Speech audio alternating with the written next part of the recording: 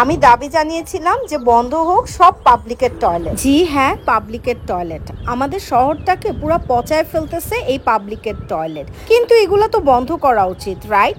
কিভাবে বন্ধ করব জানেন? বলছি। এই যে এগুলোই হচ্ছে আমাদের মানুষের তৈরি পাবলিকের টয়লেট।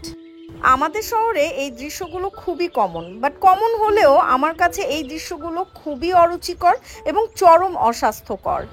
এগুলো ভাল লাগে বলেন তো?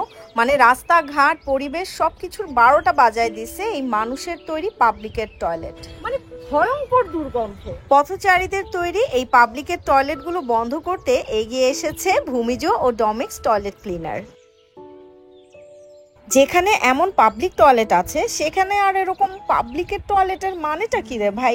শহরের নানান এলাকায় ভূমিজ তৈরি করেছে এমন অনেক পাবলিক টয়লেট যা সম্পর্কে আমরা অনেকেই জানি না।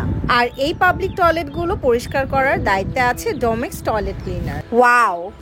আচ্ছা, আপনারাই বলেন তো যে এটাকে কোন অ্যাঙ্গেল দিয়ে পাবলিক টয়লেট মনে হয়? কারণ এত ঝকঝকে আর এত চকচকে পাবলিক টয়লেট আমি আমার লাইফে এই ফার্স্ট টাইমই দেখতেছি।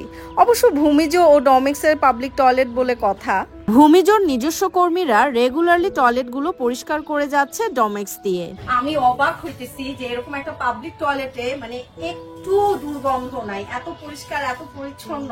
আর আমার কাছে মনে হচ্ছে যে পরিষ্কারের দায়িত্ব যেহেতু ডমেক্সের, তো এর জন্যই এখানে দুর্গন্ধ হওয়ার কোনো প্রশ্নই উঠে না।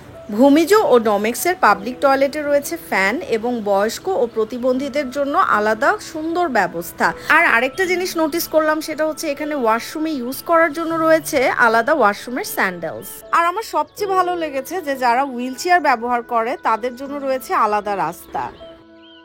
আসলে পাবলিক টয়লেটগুলো যদি এত নিট অ্যান্ড ক্লিন হয় তাহলে আমরা নারী পুরুষ যে কেউই নির্বিঘ্নে এই পাবলিক টয়লেটগুলো ইউজ করতে পারি। তাই আমি বলবো যেখানে সেখানে দাঁড়িয়ে পাবলিকের টয়লেট না বানিয়ে ভূমিজ ও ডমেক্সের পাবলিক টয়লেটে যান।